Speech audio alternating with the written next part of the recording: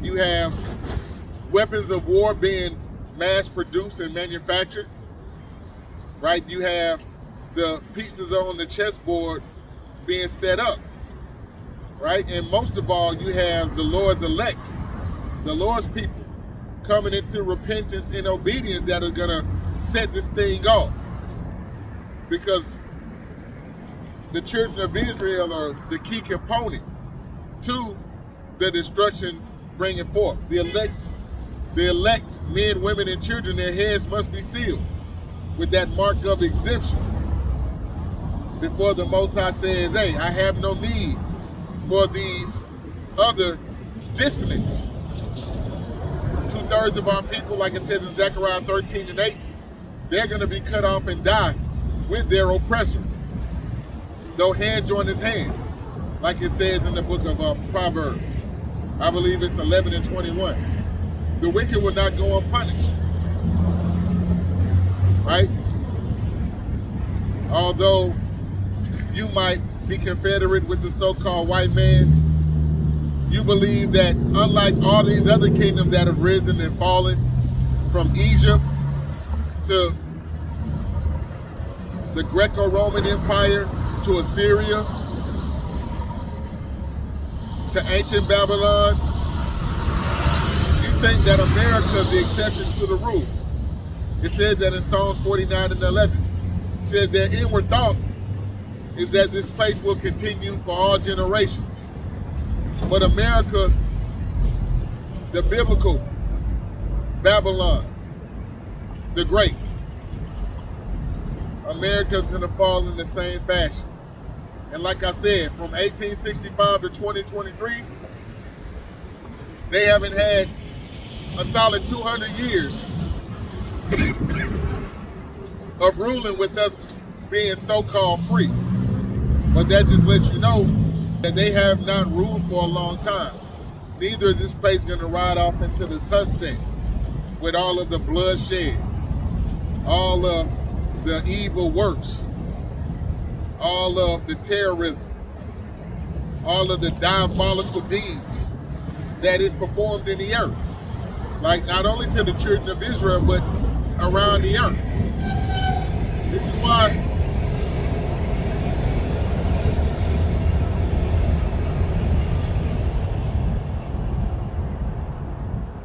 the Bible talks about that in the book of Isaiah 19. He has said Egyptian against the Egyptian. Right? We're going to get on that in a second. Right? But jumping right back to Jeremiah 28:8, it reads, all right, this is Jeremiah 28:8. The prophets that have been before me and before thee of old prophesied both against many kingdoms and great countries of war, of evil, and of pestilence. The prophet which prophesied of peace, when the word of the prophet shall come to pass, then shall the prophet be known that the Lord had truly sent him. Right? So that's going to be the key indicator that those men are truly prophets. Everyone can pontificate, everyone can speculate, everyone can bring in their conjecture and their doubts. But once these things starts to roll out, that's when you're going to know that those guys had the truth. Right? A lot of people is going to be to their damnation because they're being marked for death. But a lot of people, they're going to hearken. And once these things start to unfold, they're going to know that, hey, you were on the winning team the whole time. The Most High extended that olive branch of mercy to you, and you grabbed hold of it. Right? Whatever was given to you, you added to it. You didn't cast it behind your back and despitefully reject the word, but rather you looked at that as that safety raft. Right? You drowning and somebody throw that safety raft, a majority of our people, they'll just push it out of the way. Nah, I can swim. No, you can't swim. You're drowning. Right? But this is why the Most High's men are out. Right? To prophesy of war, of pestilence.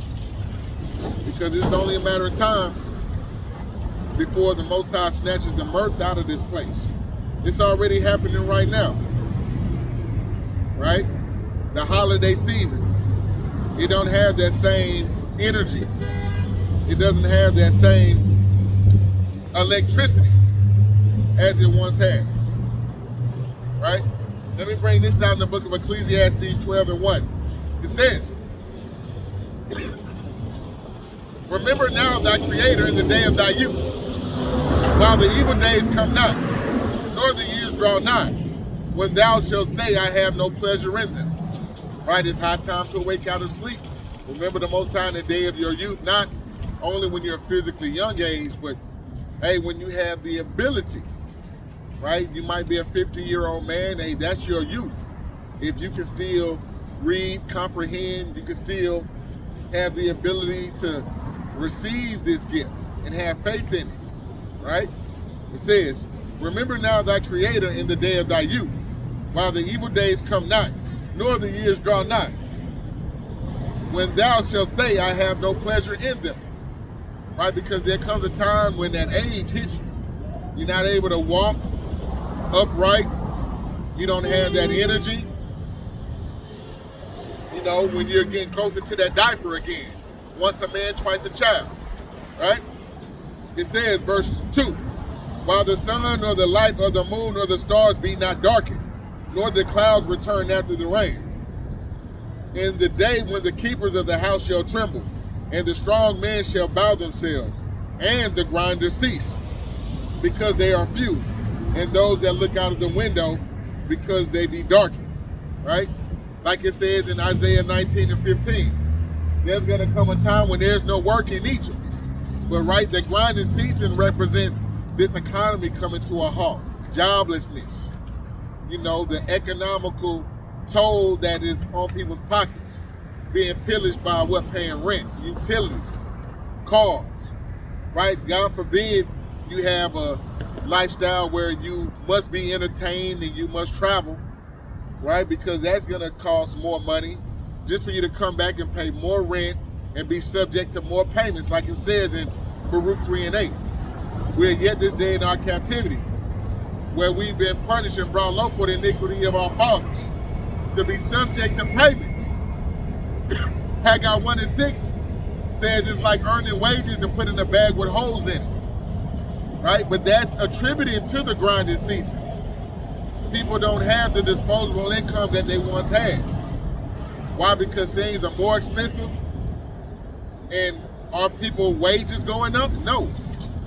So the cost of living, the cost of goods and services is going up, but there's no boom of new businesses, new tech, new industry that is helping people generate more money. And like I said, that means they're grinding the season. Less trips, less rooms being booked, less flights being taken. Look at Black Friday. People used to go into these stores and fight over items.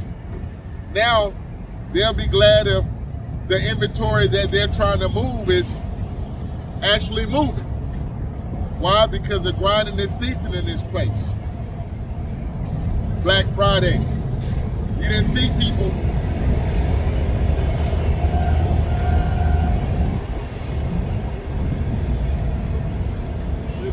like it is trained. This past Black Friday, they didn't have coverage of people fighting over these televisions, blenders, bikes. Why? Because people just don't have it. So they're starting to get their priorities in order, right? They're starting to realize that planning for the future is more important than living for today.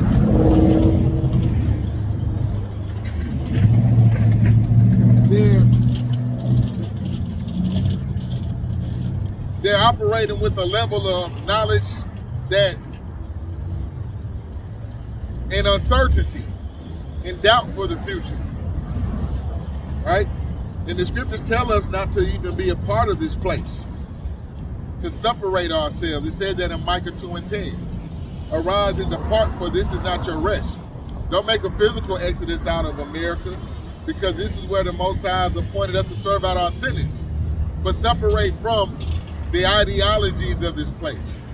Whenever the so-called white man promotes and propagates an event, that don't mean that we gotta be the first in line to participate and partake in that bullshit. pagan holidays. We are commanded to be separate. It said that in Leviticus 20 and 26. We've been severed from the nations. Right? We've been commanded to be separate. Right? That's what it is to be Hebrew Israelites from our respective tribes. It's 12 tribes. But we're all supposed to be governed by what thus says the Lord. The scriptures tell us how we're supposed to govern and conduct ourselves. And that's to be separate, because that's what the word holy means. Set apart. Set apart from what? The other 17 nations that come out of Adam. Chiefly the so-called white man. Whatever he esteems and holds in high regard, we're supposed to go the other direction. We're his polar opposite. If he's going north, we're commanded to go south. If he's going west, we're headed east. Why? Because that's what it is to be holy. Whatever he eats, escargot, whatever he eats, pork, crab, shrimp, lobster, oysters, mussels, we're supposed to refrain from it, because our dietary laws tell us those are unclean for us to eat. That's what makes us set apart. Our ability to observe these laws, statutes, and commandments. This is our constitution. This is our wisdom and our understanding in the sight of the nations. It says that in Deuteronomy, the 4th chapter and the 5th verse. Wherever we're supposed to go, we're supposed to be governed by thus says the Lord. This is what makes us a wise and understanding people. This is how we're deemed holy. Because biologically, phenotypically, Jacob is the former of all things. We look like every nation. Every nation has melanin. Every nation has rhythm. Every nation cooks with the level of spice and herbs. Every nation has women that are beautiful, or that can be, even though they're subjective, viewed as beautiful. In the Israelites, like I said, we go from charcoal to chalk white. All different phenotypes, all different hair textures. We are very diverse. So it's not about the outside that makes us holy. The nations, they have the same attributes that are found amongst the children of Israel. Some of the same attributes. But inside, that's the essence of who we truly are. That's the essence that connects us with Yahweh Yahweh Shai, the Most High God of Abraham, and who the world ignorantly called Jesus Christ. That's what connects us with them, the spirit that dwells within us, right? Let me bring that out in Romans 8 and 16. I touched on it earlier, but it's always good to bring out that scriptural edification. What makes us beautiful is not the packaging, but the spirit that dwells within us. Romans 8 and 16 reads, the spirit itself bear witness with our spirit that we are the children of God. What connects us with the Most High? Our spirit. That's what bears witness that we're the children of God. Not our flesh, not the outward appearance. The essence of the children of Israel, right, is the spirit, right? And your spirit, the understanding, because the spirit, any man call himself spiritual, he got to acknowledge that this word is true, right? It says that in the book of I believe it's let me see if I can get it real quick. When Yahweh Shai said, I believe it's John 8 and 44. Let me see if I can get it real quick. Just touching on the spirit before I jump into these holidays. Let's see if I can get it real quick.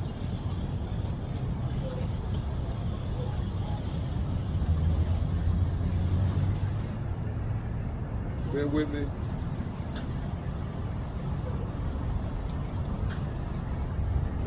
The words I speak unto you, they are spirit and they are life. I'm looking for that precept. Oh, John 6 and 63. Kal halal Yahweh Yahweh Shai. John 6 and 63 reads, it is the spirit that quickeneth, the flesh profiteth nothing. the word that I speak unto you, they are spirit and they are life, right?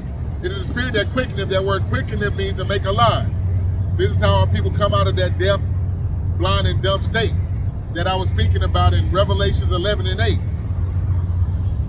And also Daniel 7 and 25, right? Proverbs 21 and 16, Ephesians 5 and 14, right? Wake up out of sleep, Romans 13 and 11, that deaf, dumb, sleep state.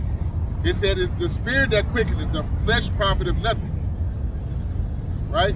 But the words I speak unto you, they are spirit and they are life. You know who the word eagerly called Jesus Christ, Yahweh Shai, comes in the volume of the book. This is how we have comfort in this time. Because there's comfort in knowing the whys. Why we're in this condition. The who are we? When are we going to get out of this condition and how? Hey, through the power and spirit of Yahweh Shem Yahweh Shai, we have comfort. We're prisoners of hope. We have hope in the earth, right? And this is why we can boldly call ourselves the hopeful elect. We can declare the end from the beginning, right? It's the spirit that quickeneth. The flesh profiteth nothing. The words I speak to you, they are spirit and they are life. And as we're going into this insidious time of the year, when our people will be coming together with family members that don't trust one another, don't respect one another, right? It says that the Most High came to set a man at variance with his family. I believe it's Matthew 10 and 34, Luke 12 and 51, Micah 7 and 6. It lets you know that the houses are divided. Even Yahweh Shai HaMashiach said, who is my mother, who is my father? But those that are doing the will of the Most High. That's my mother, that's my brother, that's my true family. Because, hey, like I said, Matthew 10 and 34 lets you know the Most High didn't come to send peace on earth, but he came to set a man at variance with his family. So as you're going into this time of the year, it's a very flawed and very perverse, very disingenuous time, because you're coming in contact with people that outside of the time that the white man gives us permission and deemed it permissible for us to travel and congregate together, these people don't call you. You know, they don't seek the Most High. They don't respect his word. They're proud, they're haughty, they're high-minded, and that's the Most High determination. Not for us to be in our captivity and be sitting around the table like the Huxtables, right? But hey, he sets a variance because in the family, you have schisms, you have differences, and most of it is spiritual. You know, it's a punishment. You have this person in the feminism and women's liberation. This nigga want to be a trap nigga. This person in plantation Christianity. This person is a devout Muslim. And in the midst of that, you have a remnant that the Most High, he said, I will always have that small sanctuary wherever his people are. He'll pull one out of a family, right? Two out of a household. The Most High is not the God of the community. A majority of the people are going to be destroyed. But the Most High is just dealing with a remnant. He just needs a few good men.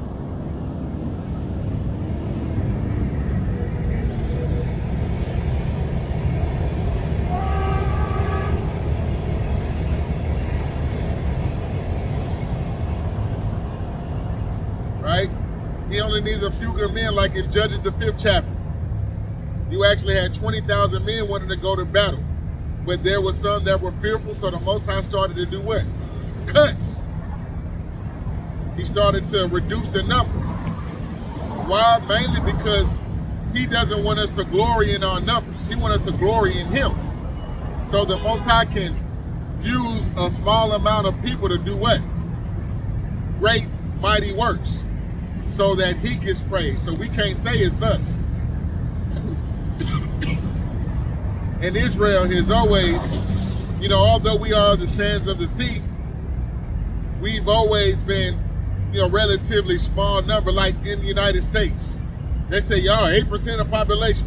But 8% of the population constantly goes up against the 90% of heathens that are confederate against us to maintain a standard that allows other people to come here and not be treated as second-class citizens. So we've always been valiant and mighty in battle, no matter if we are the numerical minority, right? This is the book of Amos, chapter 5 and verse 21. Amos 5 and 21 reads, I despise your feast days. I will not smell in your solemn assemblies. Though ye offer me burnt offerings and your meat offerings, I will not accept them. Neither will I regard the peace offerings of your fat beast. Take away from me the noise of thy songs, for I will not hear the melody of thy vowels. Right? Here, I despise your feast days. When our people come together for Thanksgiving, come together for Christmas, the Most High said he hates that. People act like God is just all love and he's just one-sided. But no, it says here the Most High hates. The scriptures even tell us in the book of Amos, hate the evil and love the good. This is why balance is important. This is why Most High put those attributes and those characteristics within our personality, because there are things that we're supposed to gravitate towards and love and esteem, and there are things that we're supposed to refrain from and hate, right? This is why the Most High gave us those attributes, because they're supposed to be applied and appropriated at the right time towards the right things, right? Amos 5 and 21, once again, I despise your feast days. I will not smell in your solemn assemblies. Though you offer me burnt offerings and your meat offerings, I will not accept them. Neither will I regard the peace offerings of your fat meats, right? Thanksgiving. They said in the United States, over 20 million turkeys are sacrificed every year to commemorate Thanksgiving, right? But the Most High said, hey, he won't accept those meat offerings. You know, the deep fried turkeys. You know, a lot of people back porches and patios getting burned off. Why? Because they want to put a frozen turkey in hot grease. You know, honey baked ham. People get the pineapples and honey, they glaze it. They want to put the apple in the hog mouth and set it on the table and spread it. And then they demanded everybody hold hands and bow and pray to Jesus over that defiled meat, over that pork, shrimp, lobster. The Most High said that, once again, though ye offer me burnt offerings and your meat offerings, I will not accept them. Neither will I regard the peace offerings of your fat beasts. Take thou away from me the noise of thy songs, for I will not hear the melody. Right? The Most High don't want to hear that Mariah Carey. You know, they call her the mother of Christmas. The Most High don't want to hear that Stevie Wonder and that Boys II Men. Right? The Temptations, the Jackson 5. The Most High said, take away from me this noise. You know, everybody holding hands and praying over this defiled meat.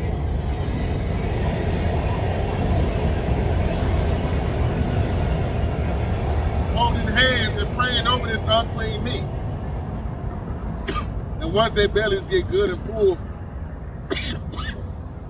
they go right back to backbiting, looking at each other with an evil, despiteful eye.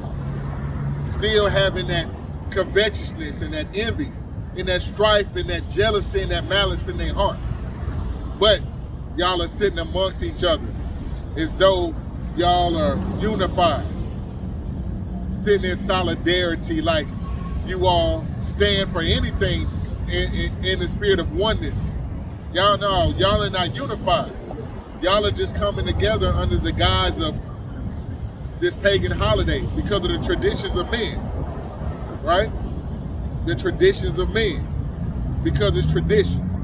Not because it's righteous, not because you want to do it, but you're trying to please mama, right? For the nostalgia of it, right? You're trying to keep it going for your children, you know, and that's one of the main reasons people embark and they continue these traditions, you know, for the children, right? When Proverbs 22:6 tells you, train up a child in the way that he should go, and when he grow up, he won't depart from it, right?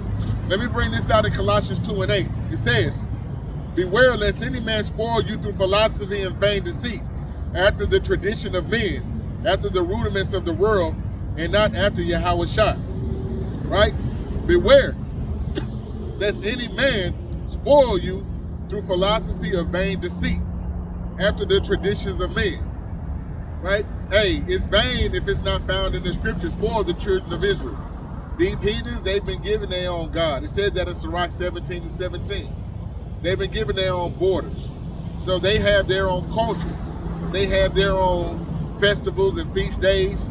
But as far as the children of Israel, anything outside of the tenets of the scriptures, ceremonial laws, is vain.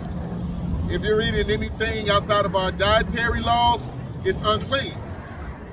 If you're treating your brother and your sister any way outside of our civil laws, that's wickedness, that's evil.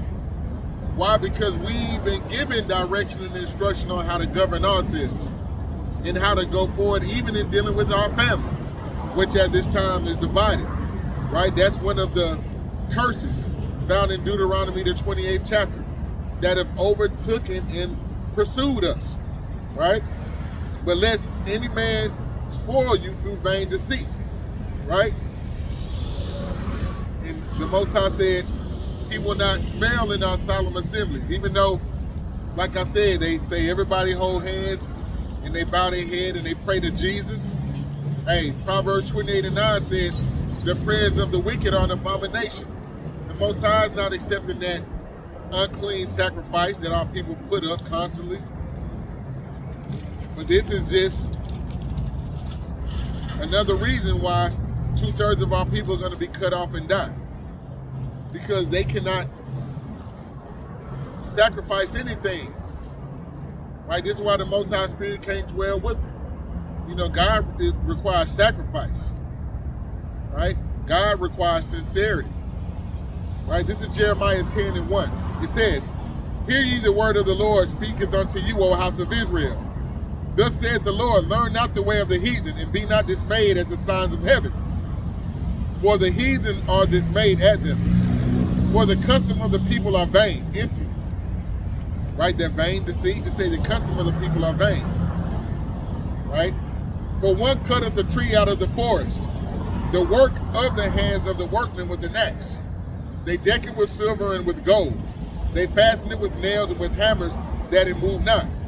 They are upright as the palm, but speak not. They must needs be born, because they cannot go. Be not afraid of them, for they cannot do evil, neither also is it in them to do good. Right? But this is going into the pagan tradition of putting a tree up in the house, right? Which is a Babylonian fertility ritual. Right? Fertility. The tree represents the male principle. Right? The male principle has what? A phallus. It has balls. The balls are represented, the testicles are represented with the balls on the tree. And on the top of the tree, you have a star, which represents the sperm, the life force of a man. Right? The man bears the X and the Y chromosome, but that sperm is what ignites the ovulation process inside of the woman's womb, which is represented by the wreath. You have the tree represented, and like I said, this is a Babylonian fertility ritual. This has been going on for aeons, a large dispensation of time. But our people continue these traditions to this day, not knowing the origins of it, this Babylonian. Because our people were enslaved in Babylon as well, under those funky Cushites, the modern day Ethiopians. This is why Zephaniah 2:12 says, prepare slaughter for the Ethiopians. Because they had a rulership that was more vast and longer than this present captivity that we're in under Nimrod. Right? Those Cushites, or those Ethiopians, had the children of Israel in bondage. And this is why even this day the Ethiopians, they have derogatory names for us, like Jarir, you know, as do all the nations that are confederate against us, like it says in Psalms 83:3. But going back to this fertility ritual, the tree represents the masculine principle. That's why it has balls on it and it has sperm. right? That obelisk is one above my head. They're all throughout this nation. Why? Because this nation is an amalgamation of, Greek, Babylonian, Egyptian, all of our different captivities. It's taken pieces of it, and they form this society through the secret societies and the Masonic lodges. They still venerate and give reverence to these ancient deities, as they still perform these ancient rituals. Even though a majority of our people partake in these rituals, they are naive to the origins. But like I said, the tree represents in the fertility ritual during the winter solstice, the masculine principle. And if you look on the doors of most of our people's homes, on the inside they got that penis standing up. They bow to it to get gifts and things of that nature.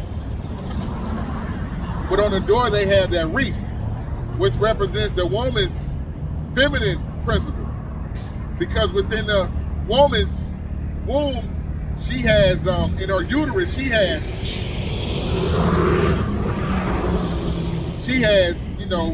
balls as well, for the lack of a better word. So that's why on that wreath you have balls as well on the outside of the door.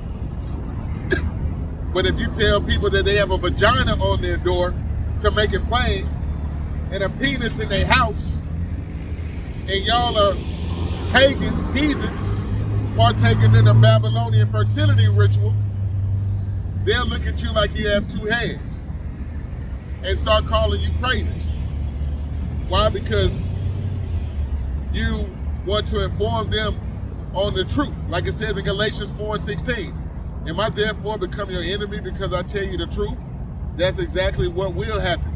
If you go to your family and say, hey mom, stop putting this tree up. Stop putting this wreath up. Hey, no, you don't want me to have Christmas? They say it's the most wonderful time of the year. Why? Because the white man has set it aside and deemed it so. Right? When we have our own customs and our own traditions. Right? Let me bring this out in 1 John 2:15. Our own traditions that we're supposed to be observing. But a lot of our people, they'll turn their back to that in a moment. But trying to get them to stop eating pork. Try to get them to set Christmas out. Not buy their babies gifts.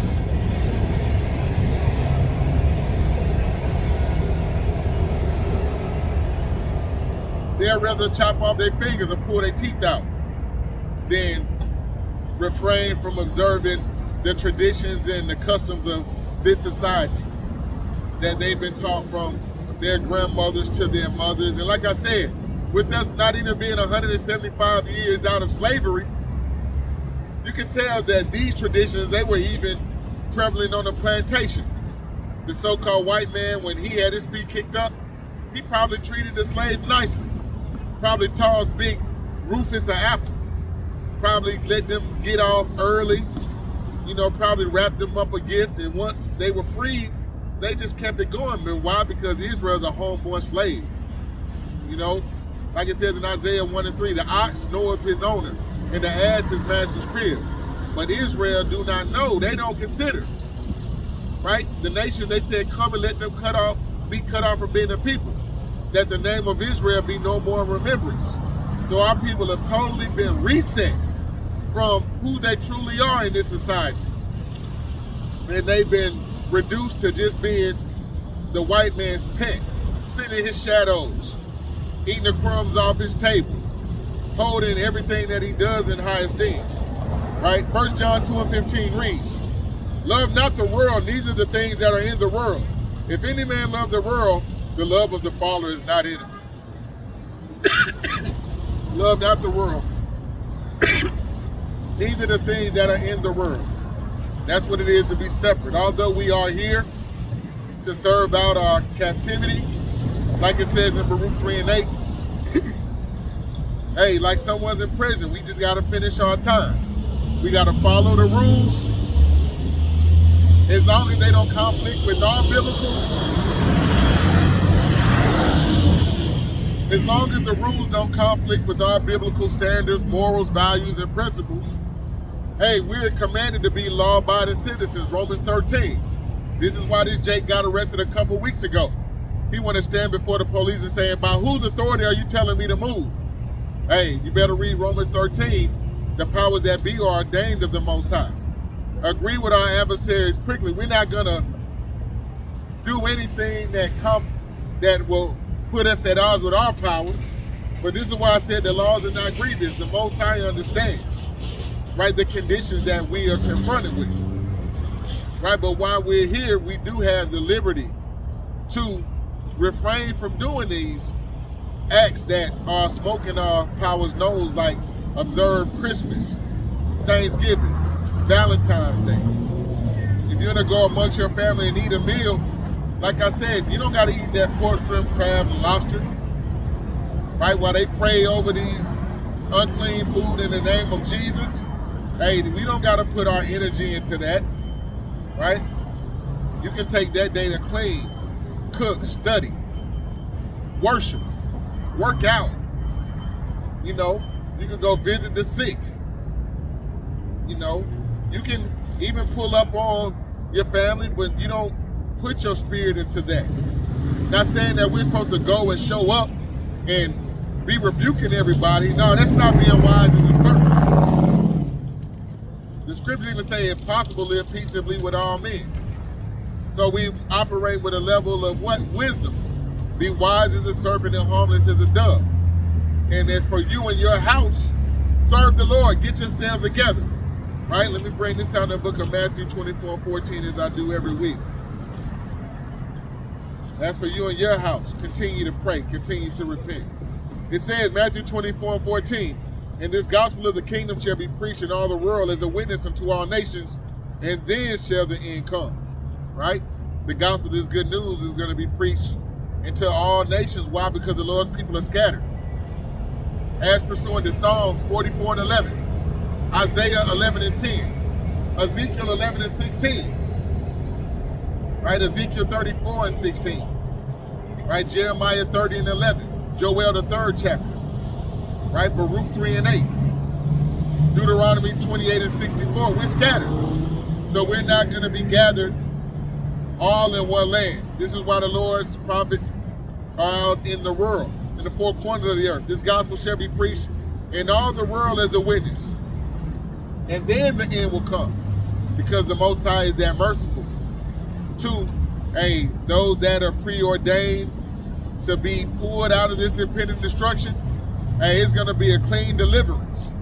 And those that are already preordained to suffer and fall with their master, though hand join his hand, they're being marked for death at this time. This is why we come out, Lord willing, we are among the men that are going to continue to endure. As we encourage you, brothers and you sisters, to do, pray without ceasing.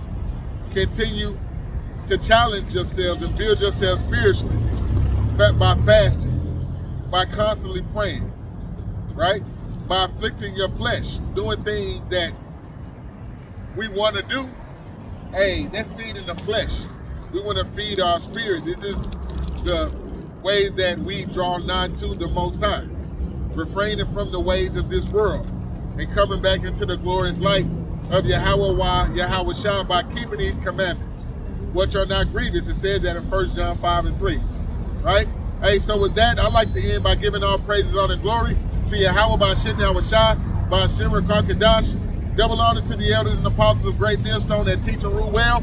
Many blessings to you brothers that are laboring in true faith and sincerity across the four corners of the earth, doing your best to make your calling and election sure. Many blessings to you brothers. Keep up the good work. Lord willing, I'll make it back out next week. But until then, shalom.